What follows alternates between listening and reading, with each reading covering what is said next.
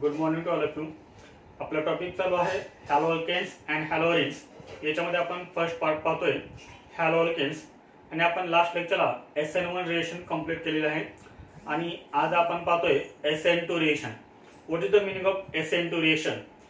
S means substitution, N means nucleophilic and 2 means bimolecular. The meaning of SN2 reaction is substitution, nucleophilic, bimolecular. याच्यामध्ये आपण SN1 reaction पाहिली ती. What is the meaning of SN1 reaction? Substitution, nucleophilic, unimolecular. याच्यामध्ये आपल्याला 4 point पाहिजे. याच्यामध्ये first point आहे reaction. First point is reaction आणि रिएक्शन मध्ये आपल्याला एक्झाम्पल पाहिजे आहे. Alkaline hydrolysis of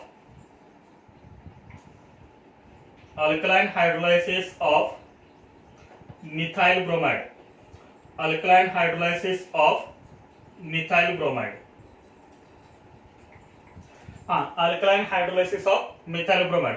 what is the formula of methyl bromide? Methyl ब्रोमाइडचा फॉर्म्युला आहे CH3Br. This is methyl bromide. त्या मिथाइल ब्रोमाइडचा आपण IUPAC नेम लिहू शकतो. याचं IUPAC नेम आहे ब्रोमोमिथेन. This is bromomethane. याचा आपल्याला करायचं आहे अल्कलाइन हायड्रोलायसिस. तर अल्कलाइन हायड्रोलायसिस म्हणजे काय? Aqueous KOH. तर ॲक्वियस KOH सोबत रिएक्शन करायची. KOH कोणतं आहे? ॲक्वियस. ॲक्वियस म्हणजे काय? Water. KOH in presence of water. तर ही कोणती रिएक्शन आहे? न्यूक्लियोफिलिक सबस्टिट्यूशन रिएक्शन आहे. याच्यामध्ये काय होतं? स्ट्रॉंग न्यूक्लियोफाइल वीक न्यूक्लियोफाइलला डिस्प्लेस करतो. तर पहा याच्यामध्ये रिएक्शन काय होणार आहे? हा K+ आहे आणि OH- आहे. तर इथे न्यूक्लियोफाइल कोणता आहे? OH- हा न्यूक्लियोफाइल आहे. म्हणजे हा K आणि हा Br काय होणार? KBr रिमूव्ह होणार. KBr प्लस आणि आपल्याला मेन कंपाऊंड कोणता मिळणार? हा CH3 आणि या CH3 ला काय अटॅच होणार? OH. म्हणजे आपल्याला कंपाऊंड मिळेल CH3OH and this is methanol. IUPAC name of this compound is methanol. This is alkaline hydrolysis of methyl bromide. तर याच्यामध्ये हा जो मिथाइल ब्रोमाइड आहे, हा जो ब्रोमोमिथेन आहे, तो कोणता आहे? प्रायमरी आहे. This is primary. SN1 reaction मध्ये आपण जनरली अल्काइल हॅलाइड कोणता यूज करतो? टर्शियरी. आणि SN2 रिएक्शन मध्ये जो अल्काइल आपण यूज करतो जनरली तो कोणता आहे? प्रायमरी. किंवा हेच रिएक्शन अजून आपल्याला अशी लिहिता येईल or this is methyl bromide CH3Br. This is methyl bromide plus याच्यामध्ये न्यूक्लियोफाइल कोणता आहे? OH-. OH- is nucleophile. This is nucleophile. याच्यामध्ये काय होईल? वीक न्यूक्लियोफाइलला स्ट्रॉंग न्यूक्लियोफाइल काय करेल? डिस्प्लेस करेल. म्हणजे हा Br रिमूव्ह होणार आणि त्या ठिकाणी OH अटॅच होणार आणि आपल्याला कंपाऊंड मिळेल CH3OH प्लस हा Br-. तर CH3Br हा काय आहे? Substrate. This is substrate. This is product and Br- is living group. This is living group. He reaction अशा पद्धतीने सुद्धा लिहिले जाते. म्हणजे याच्यामध्ये काय झालंय? स्ट्रॉंग न्यूक्लियोफाइल ना हा जो वीक न्यूक्लियोफाइल आहे तो काय केलाय? डिस्प्लेस केलाय. तर याच्यामध्ये हा झाला फर्स्ट पॉइंट रिएक्शन. रिएक्शन मध्ये आपण पाहिलं alkaline hydrolysis of methyl bromide. त्यानंतर याच्यामध्ये सेकंड पॉइंट आहे mechanism of SN2 reaction.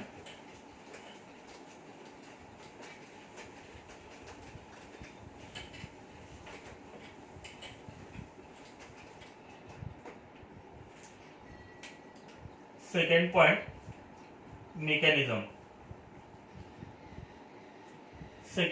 Mechanism. तर याच्यामध्ये फर्स्ट पॉइंट लिहायचा आहे SN2 रिएक्शनचं जे मेकॅनिझम आहे ते आहे single step mechanism. It is single step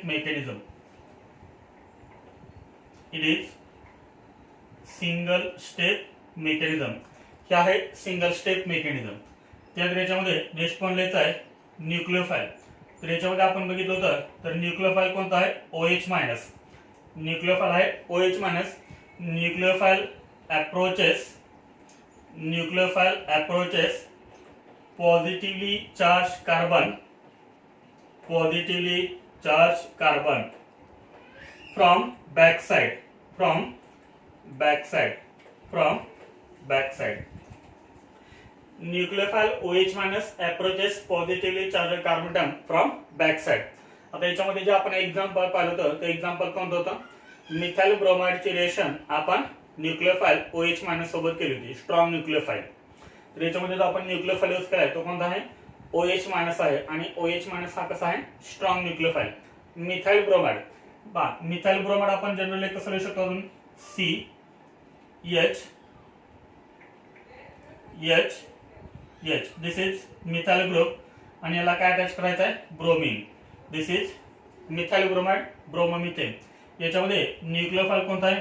OH minus is nucleophile. आता इथे जर आपण बघितलं तर हा जो न्यूक्लियोफाइल आहे तो न्यूक्लियोफाइल कोणत्या साइडकडनं अटॅक करतोय? कार्बन आणि ब्रोमीन मध्ये bromine is more electronegative than carbon, therefore carbon acquires partial positive charge and bromine acquires partial negative charge.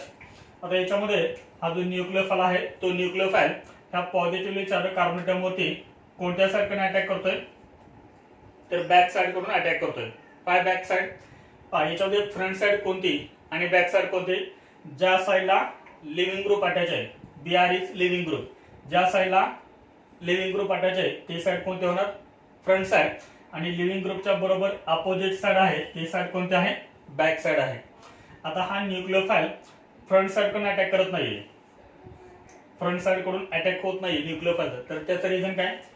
BR मोर इलेक्ट्रोनेगेटिव्ह आहे, याच्यावरती काय आहे? Partial negative charge. हा न्यूक्लियोफाइल कसा आहे? Negatively charge. स्ट्रॉंग न्यूक्लियोफाइल आहे तो सुद्धा निगेटिव्हली चार्ज आहे. लिव्हिंग ग्रुप निगेटिव्हली चार्ज आहे, न्यूक्लियोफाइल निगेटिव्हली चार्ज आहे. त्याच्यामुळे इथं काय होणार? रिपल्शन होणार. त्यामुळे फ्रंट साइड कडनं इथे अटॅक होत नाही.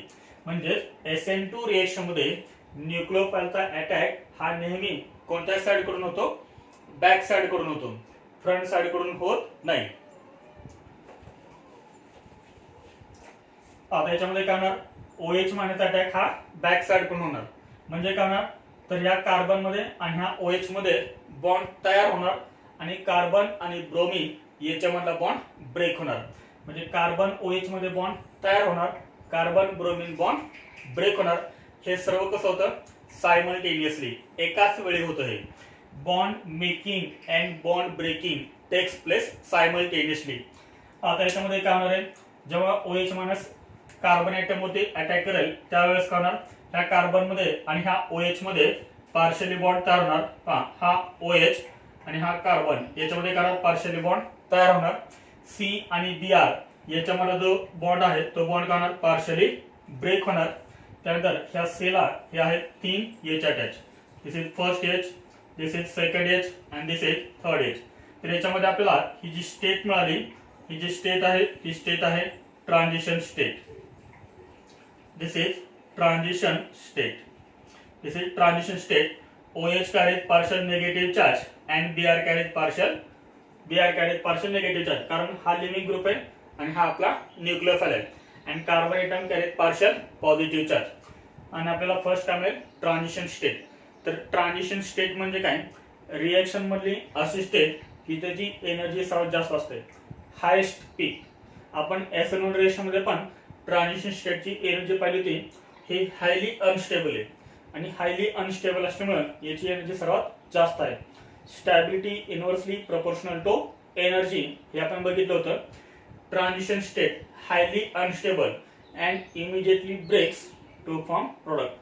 तर हायली अनस्टेबल असल्यामुळे ही इमिजिएटली काय होते? ब्रेक होते आणि आपल्याला काय मिळतो? प्रोडक्ट मिळतो. आता इथे पहा आपल्याला प्रोडक्ट कोणता मिळेल? तर OH मध्ये आणि कार्बन मध्ये बॉन्ड तयार होईल. हा OH आणि हा कार्बन याच्यामध्ये बॉन्ड तयार होईल. ह्या C ला आहेत हे 3 H अटॅच 1 2 अँड 3. तर हा झाला आपला product methanol. This is methanol plus. आणि इथे काय होणार आहे? तर कार्बन आणि ब्रोमीन याच्या मधला बॉन्ड पूर्णपणे ब्रेक होईल आणि हा जो BR मायनस आहे तो BR मायनस काय रिमूव्ह होईल. And this is living group. This is living group.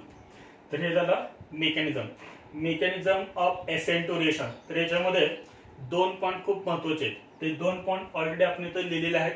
तर त्यामध्ये फर्स्ट पॉइंट कोणता आहे? It is single step mechanism. SN2 mechanism हे कोणतं मेकॅनिझम आहे? सिंगल स्टेप मेकॅनिझम आहे, वन स्टेप मेकॅनिझम आहे. आणि पॉइंट सेकंड सर्वात महत्वाचा आहे. सर्वात महत्वाचा पॉइंट काय, nucleophile OH minus approaches positively charge carbon from back side not from front side. म्हणजे हा जो न्यूक्लियोफाइल आहे तो न्यूक्लियोफाइल कोणत्या साइड कडून अटॅक करतोय, तर बॅक साइड कडून अटॅक करतोय. आणि बॅक साइड कडून अटॅक केल्यानंतर आपल्याला फर्स्ट काय मिळेल, ट्रान्झिशन स्टेट. आणि ट्रान्झिशन स्टेट हायली अनस्टेबल असते आणि हायली अनस्टेबल असल्यामुळे हे इमिडिएटली ब्रेक होते आणि आपल्याला प्रोडक्ट मिळतो मिथेनॉल. तर आता याच्यामध्ये जर आपण बघितलं तर formation of transition state is slow step. Formation of transition state is slow step. तर याच्या आधी आपण स्लो स्टेप मध्ये काय ते पाहिलं होतं, SN1 रिएक्शन मध्ये. SN1 रिएक्शन मध्ये स्लो स्टेप कोणती होती, फॉर्मेशन ऑफ कार्बोकॅटायन. आता इथे जर आपण बघितलं तर स्लो स्टेप कोणते आहे, जेव्हा न्यूक्लियोफाइल ह्या मिथाइल ब्रोमाइड वरती अटॅक करेल त्यावेळेस आपल्याला काय मिळेल, ट्रान्झिशन स्टेट. आणि ही प्रोसेस एकदम कशी होते, स्लो होते. आणि जी स्टेप स्लो असते तिला आपण काय म्हणतो, RDS असं म्हणतो. RDS म्हणजेच काय, तर रेट डिटरमाइनिंग स्टेप. इथं इंटरमिडिएट तयार होत नाही, नो इंटरमिडिएट. जसं SN1 रिएक्शन मध्ये कार्बोकॅटायन हा इंटरमिडिएट तयार होत होता, तसं SN2 रिएक्शन मध्ये कोणताही इंटरमिडिएट तयार होत नाही. फक्त काय तयार होते, ट्रान्झिशन स्टेट तयार होते. त्यानंतर ही जी स्टेप आहे ही स्टेप कशी आहे, एकदम फास्ट आहे. तर हा झाला आपला सेकंड पॉइंट कंप्लीट, मेकॅनिझम. त्यानंतर याच्यामध्ये थर्ड पॉइंट आहे kinetics. Third point is kinetics. What is the kinetics of this reaction. तर याच्यामध्ये पहा, हे कायनेटिक्स, ह्या रिएक्शनचा जो रेट आहे तो रेट डिपेंड कशावरती आहे ते लिहायचंय. तर हे जे आपण मेकॅनिझम बघितलं, ह्या मेकॅनिझम मधली ही आहे स्लो स्टेप. आणि लास्ट लेक्चर आपण सांगितलं होतं SN1 रिएक्शन मध्ये रिएक्शनचा रेट हा कोणत्या स्टेप वरून डिटरमाइन केला जातो, तर स्लो स्टेप वरून. याचाच अर्थ रेट डिटरमाइनिंग स्टेप वरून तो कॅल्क्युलेट केला जातो.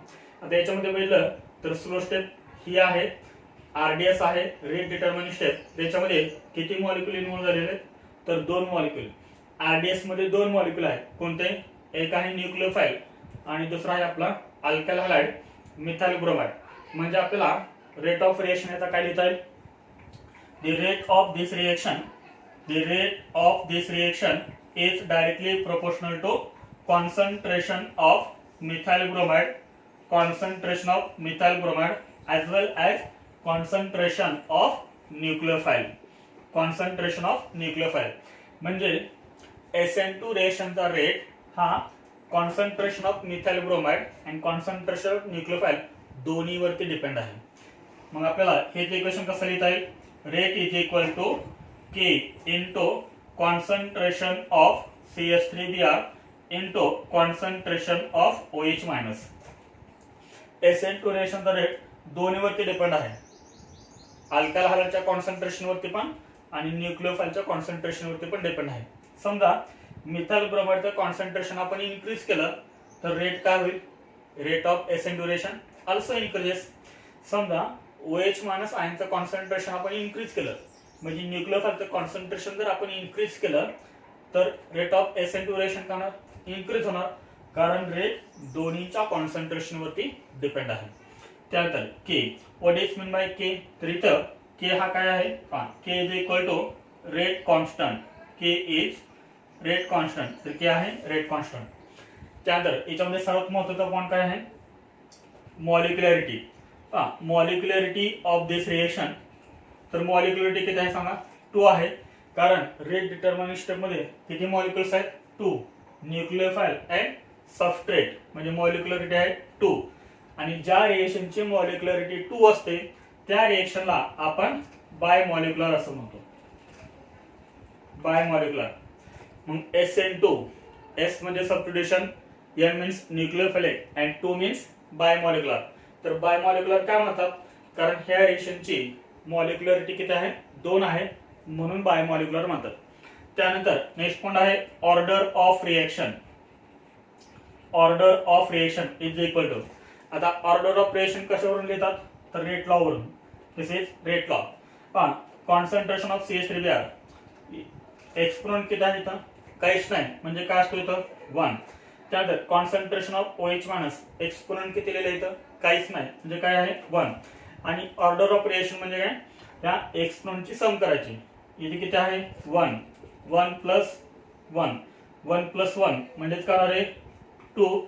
याचाच अर्थ ही रिएक्शन कोणती आहे, सेकंड ऑर्डर रिएक्शन.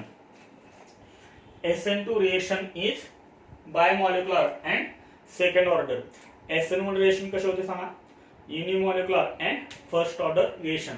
तर हे झाले आपले 3 point complete. First point reaction, second point mechanism and third point is kinetics. त्यानंतर याच्यामध्ये फोर्थ पॉइंट आहे energy profile diagram.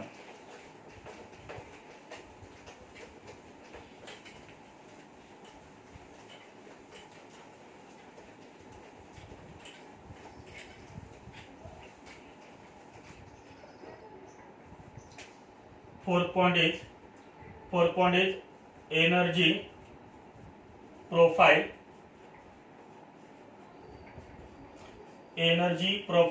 diagram. What is mean by energy profile diagram? आपण SN1 रिएक्शन मध्ये पण पाहिले होते. तर एनर्जी प्रोफाइल डायग्राम म्हणजे काय, सिंपली एक ग्राफ आहे. The graph of potential energy versus reaction coordinate is called energy profile diagram. तर आता याच्यामध्ये आपल्याला फर्स्ट पाहते की नंबर ऑफ ट्रान्झिशन स्टेट किती तयार झाले. Number of transition state, number of transition states is equal to number of intermediate, number of intermediates plus 1. तर ह्या रेशमध्ये किती इंटरमिडिएट तयार झाले होते, तर SN2 रेशमध्ये कोणताही इंटरमिडिएट तयार होत नाही. SN1 रेशमध्ये इंटरमिडिएट कार्बोकॅटायन तयार होतो. SN2 रेशमध्ये कोणताही कार्बोकॅटायन तयार होत नाही, म्हणजेच नो इंटरमिडिएट, म्हणजेच ट्रान्झिशन स्टेट आपल्याला किती मिळणार इथं 1. Number of transition state 1. याचा जर आपण ग्राफ काढला तर तो ग्राफ कसा येणार आहे, this is y axis, this is x axis. y axis वरती आहे एनर्जी आणि x ॲक्सिस वरती आहे रिएक्शन कोऑर्डिनेट, रिएक्शन कोऑर्डिनेट. समजा ह्या पॉइंटला काय आहे, रिएक्टंटची एनर्जी, रिएक्टंट्स. रिएक्टंट कोणते आहेत, न्यूक्लियोफाइल आणि methyl bromide substrate.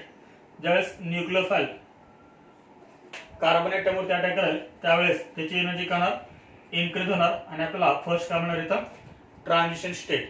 Transition state highly unstable आहे, त्याच्यामुळे याची एनर्जी सर्वात जास्त आहे.